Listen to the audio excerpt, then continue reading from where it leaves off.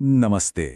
आज हम एक ऐसे सिद्धांत को समझने की कोशिश करेंगे जो भारत के वैज्ञानिक समुदाय में हुई कुछ रहस्यमयी मौतों को एक दूसरे से जोड़ता है। तो चलिए शुरू करते हैं और देखते हैं कि इसके पीछे की कहानी क्या है। तो सवाल यही उठता है, एक 30 साल के वैज्ञानिक की मौत, क्या यह सिर्फ एक इत्तेफाक है या फिर जैसा कि सोर्स मटेरियल बताता है, ये किसी बहुत बड़े सोचे समझे हमले की पहली कड़ी है। इस पूरी कहानी की शुरुआत होती है एक हालिया घटना से जिसने कई पुराने और दबे हुए सवालों को फिर से जिंदा कर दिया है। नाम है आकाशदीप गुप्ता, उम्र सिर्फ 30 साल। ये एक ब्रह्मोस मिसाइल इंजीनियर थे, डीआरडीओ यानी defence research and development organisation के लखनऊ फैसिलिटी में। अब देखिए, बात यह है कि इनकी मौत का कारण बताया गया अचानक दिल का दौरा, लेकिन सोर्स के मुताबिक उन्हें पहले से कोई भी हेल्थ प्रॉब्लम नहीं थी। तो फिर इतनी कम उम्र में अचानक मौत, यहीं से सवाल उठने शुरू होते हैं। तो क्या ये मामला बस यहीं खत्म हो जाता है या फिर ये दशकों से चले आ रहे एक बड़े पैटर्न का हिस्सा है? चलिए थोड़ा पीछे चलते हैं और देखते हैं। देखिए, सोर्स के हिसाब से ये कोई नई बात नहीं है।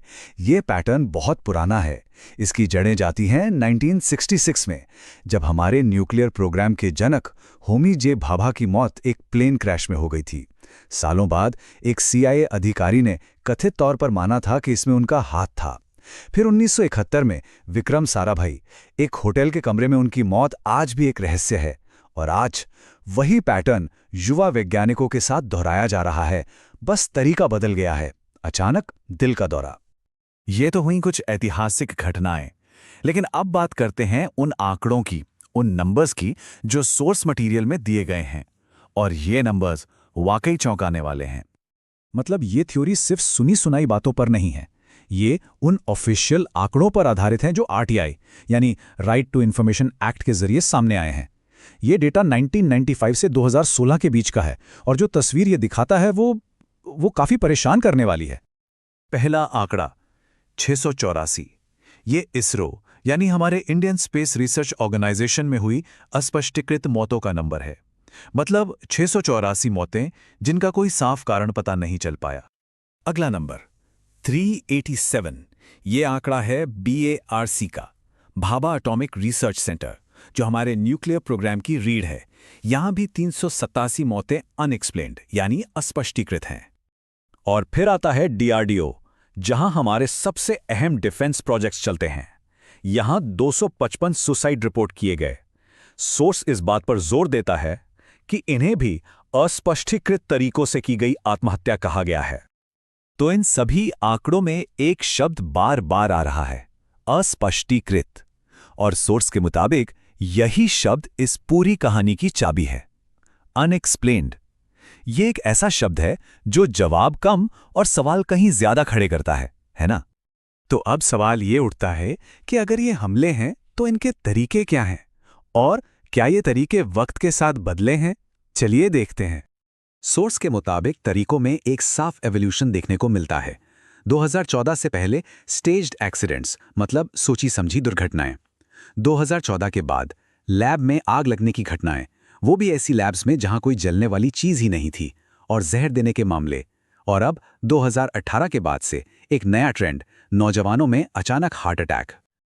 और जब जहर की बात आती है तो ये कोई आम जहर नहीं है। आर्सेनिक ट्राइऑक्साइड, पोलोनियम 210, थैलियम, ये सब बेहद खतरनाक और मुश्किल से मिलने वाले जहर हैं। सोर्स बताता है कि इनमें से ज्यादातर तो इंडिया में आसानी से मिलते भी नहीं। इसका मतलब इन्हें स्मगल करके लाना पड़ता होगा, जो किसी बड़े ऑर्गेनाइज्ड ग्रुप की तरफ इशारा करता है। और यहीं पर सोर्स एक बहुत ही दिलचस्प कनेक्शन बनाता है। देखिए, कोल्ड वॉर के टाइम पर सीआईए सोवियत यूनियन के युवा वैज्ञानिकों को निशाना बनाने के लिए ठीक यही तरीके अपनाती थी, इंड्यूस्ड हार्ट अटैक और सुसाइड, ताकि केजीबी को चकमा दिया जा सके।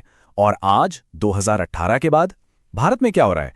युवा इंजीनियर्स को निशाना बनाया जा रहा है, और कारण अस्पष्टीकृत अचानक दिल का दौरा।